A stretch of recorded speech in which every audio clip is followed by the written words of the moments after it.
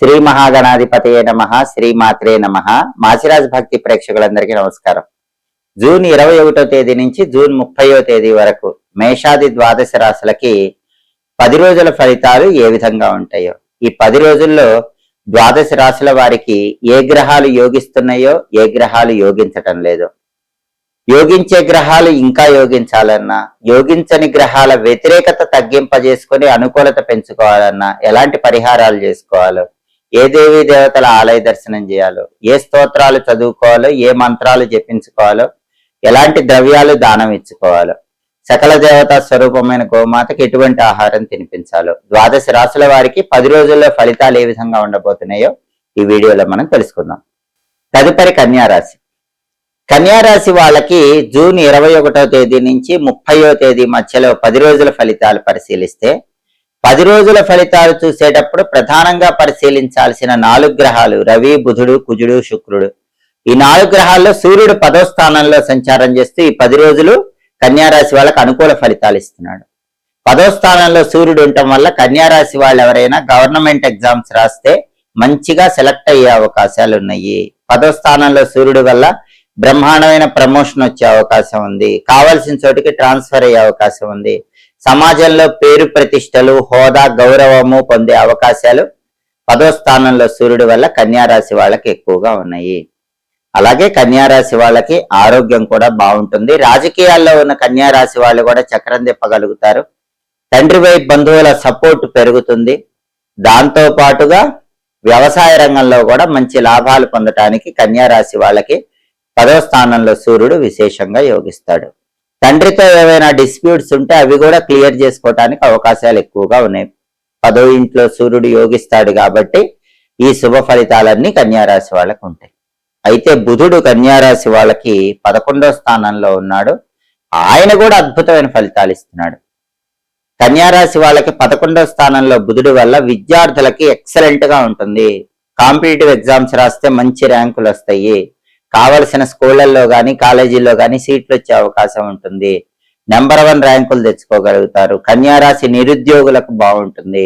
నిరుద్యోగులు ఇంటర్వ్యూకి వెళితే క్వాలిఫికేషన్ కి తగిన హై ప్యాకేజీ జాబ్ వచ్చే అవకాశాలు ఉన్నాయి.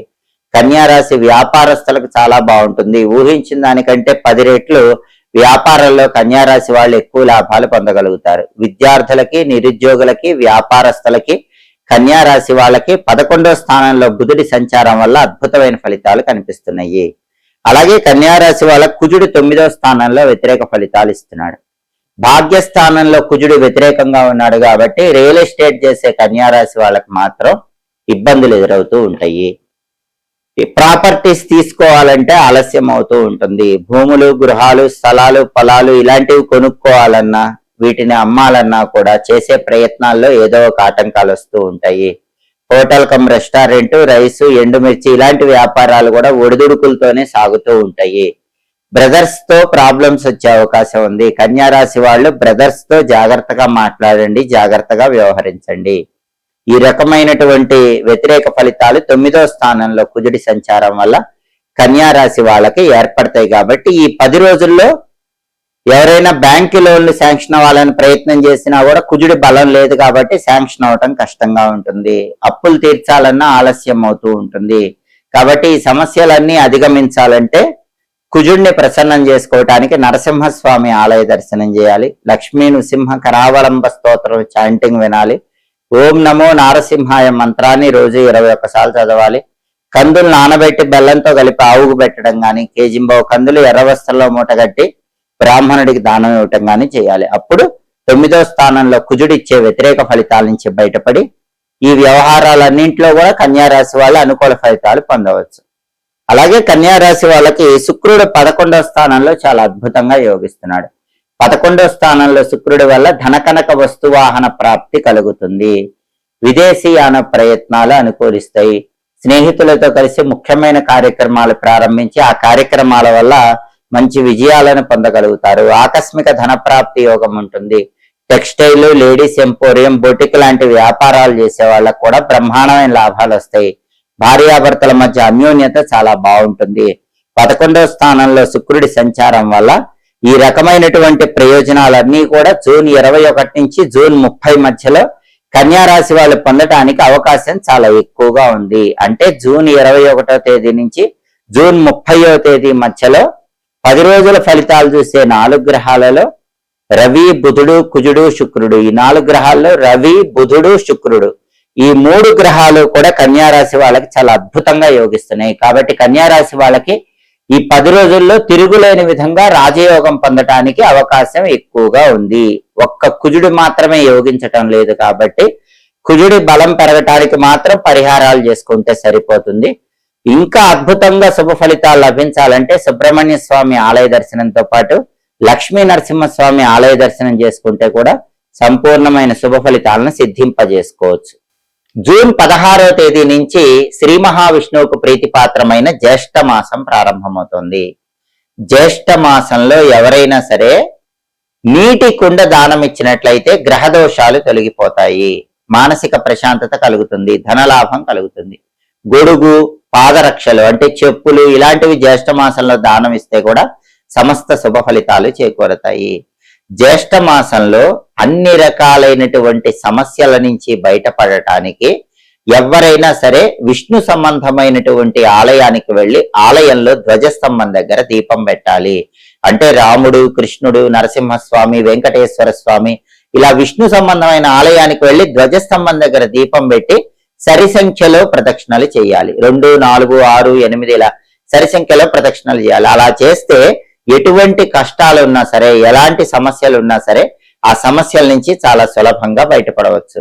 అలాగే ప్రధానంగా ఈ జ్యేష్ఠ మాసంలో ఆదివారంతో కూడిన సప్తమి జూన్ 21వ తేదీ వస్తోంది. దాన్ని భాను సప్తమి అనే పేరుతో పిలుస్తారు. ఎవరైనా ప్రమోషన్లు కావాలి, ఇంక్రిమెంట్లు రావాలి అనుకునే వాళ్ళు ఈ జ్యేష్ఠ మాసంలో వచ్చే భాను సప్తమి రోజు అంటే జూన్ 21వ తేదీ ఎండు మిరపకాయలో ఉన్నటువంటి విత్తనాలు అంటే ఎండుమిరపకాయ గింజలు కొన్ని రాగి చెంబులో ఉన్న నీళ్లలో వేసి ఆ నీళ్లతో తూర్పు వైపు తిరిగి సూర్యుడికి అర్ఘ్యంలాగా 12 సార్లు విడిచిపెట్టండి. ఓం గృణి సూర్య ఆదిత్యం అని 12 సార్లు చెప్తూ సూర్యుడికి 12 సార్లు అర్ఘ్యం వదలండి. ఇది చేస్తే ఖచ్చితంగా తొందరలోనే ప్రమోషన్ వచ్చే అవకాశం ఉంది. కావలసిన చోటికి ట్రాన్స్ఫర్ అవటానికి కూడా ఇలా ఎండుమిరపకాయ విత్తనాలు, ఎండుమిరపకాయ గింజలు నీళ్లలో వేసి తూర్పు వైపు తిరిగి జూన్ 21 భాను సప్తమి రోజు అర్ఘ్యమిస్తే అద్భుత ఫలితాలు కలుగుతాయి. అలాగే జూన్ 21 అంతర్జాతీయ యోగా దినోత్సవం. ఆ రోజు సూర్య నమస్కారాలు చేస్తే కూడా విశేషంగా సూర్యుడి అనుగ్రహం కలుగుతుంది. ఈ జ్యేష్ఠ మాసంలోనే దశపాపహర దశమి అని వస్తుంది. జ్యేష్ఠ మాసంలో శుక్లపక్షంలో వచ్చే దశమి తిథిని దశపాపహర దశమి అంటారు. ఇది జూన్ 24వ తేదీ బుధవారం వచ్చింది. జూన్ 24 బుధవారం ఎవరైనా సరే కొద్దిగా గంగాజల నీళ్లలో కలుపుకొని ఆ నీళ్లతో స్నానం చేయండి. 10 రకాలైనటువంటి పాపాల నుంచి బయటపడి అదృష్టాన్ని, ఐశ్వర్యాన్ని సిద్ధింపజేసుకోవచ్చు. అలాగే జ్యేష్ఠ మాసంలో శుక్లపక్షంలో వచ్చే ఏకాదశిని నిర్జల ఏకాదశి అంటారు. ఈ నిర్జల ఏకాదశి జూన్ 25వ తేదీ వచ్చింది. జూన్ 25 గురువారం నిర్జల ఏకాదశి. ఆ రోజు ఎవరైనా సరే నీళ్లు కూడా స్వీకరించకుండా ఉపవాసం ఉంటే సంవత్సరంలో వచ్చే 24 ఏకాదశులు ఉపవాసం ఉన్న ఫలితం కలుగుతుంది. అయితే అట్లా నీళ్లు కూడా తీసుకోకుండా ఉపవాసం ఉండలేని వాళ్ళు మాత్రం పండ్లు, పాలు తీసుకోవచ్చని మనకు మహాభారతంలో చెప్పారు. పండ్లు, పాలైనా సరే తీసుకుని జూన్ 25 గురువారం ఉపవాసం ఉంటే సంవత్సరంలో 24 ఏకాదశులు ఉపవాసం ఉన్న ఫలితం కలుగుతుంది. అలాగే జ్యేష్ఠ మాసంలో చాలా శక్తివంతమైన రోజు జ్యేష్ఠ పౌర్ణమి. దీన్ని ఏరువాక పున్నమి అంటారు. ఈ ఏరువాక పున్నమి జూన్ 29వ తేదీ సోమవారం వచ్చింది. ఈ ఏరువాక పున్నమి రోజు ఎవరైనా సరే మర్రి చెట్టు దగ్గరకు వెళ్లి ఆడవాళ్లు ప్రదక్షిణలు చేసినట్లయితే కుటుంబంలో సభ్యులందరూ ఆయురారోగ్య అష్టైశ్వర్యాలతో ఉంటారు. జూన్ 29 ఏరువాక పున్నమి జ్యేష్ఠ పౌర్ణమి రోజు ఎవరైనా సరే కొన్ని దానాలు ఇస్తే దరిద్రాలన్నీ తొలగిపోతాయి. వాటిలో ముఖ్యమైన దానం పత్తి దానం. పత్తి లేదా దూదిని జూన్ 29 సోమవారం జ్యేష్ఠ పౌర్ణమి రోజు దానం ఇవ్వండి. గ్రహదోషాలు తొలగిపోతాయి, ఆర్థిక ఇబ్బందుల నుంచి బయటపడచ్చు. అలాగే ఆ రోజు తిలలు, నువ్వులు దానం ఇస్తే కూడా చాలా మంచిది. జూన్ 29 సోమవారం జ్యేష్ఠ పౌర్ణమి ఏరువాక పున్నమి రోజు నువ్వులు దానం ఇస్తే భయంకరమైన శని దోషాలన్నీ తొలగింపజేసుకుని శని భగవానుడి అనుగ్రహానికి పాత్రలు కావచ్చు. ఆ రోజు నీటి కుండ దానం ఇచ్చినా కూడా మానసికంగా మంచి ప్రశాంతత కలుగుతుంది, ధనలాభం కలుగుతుంది. జూన్ 21 నుంచి జూన్ 30 మధ్యలో జ్యేష్ఠ మాసంలో వచ్చే శక్తివంతమైనటువంటి రోజులను సద్వినియోగం చేసుకొని అన్ని కష్టాల నుంచి బయటపడండి. ఎప్పటికప్పుడు దినఫలాలు, 10 రోజుల ఫలితాలు, అలాగే మాస ఫలితాలు, సంవత్సర ఫలితాలు, గ్రహాల సంచారంలో మార్పును బట్టి ఫలితాలు, దాన్ని బట్టి ఆచరించాల్సిన పరిహారాలు, పండుగల సందర్భంగా ఆచరించాల్సిన విధి విధానాలు, వీటి గురించి తెలుసుకోవాలనుకుంటున్నారా? అయితే మాచిరాజ్ భక్తి ఛానల్ తప్పకుండా చూడండి. మా వీడియోస్ మీకు నచ్చినట్లయితే మా ఛానల్ లైక్ చేయండి, కామెంట్ చేయండి. మా ఛానల్ వీడియోస్ 10 మంది మిత్రులకు షేర్ చేయండి. మా ఛానల్ సబ్స్క్రైబ్ చేసుకోండి. పక్కనున్న బెల్ సింబల్ నొక్కటం మాత్రం మర్చిపోకండి. సర్వే జనాః సుఖినో భవంతు. స్వస్తి.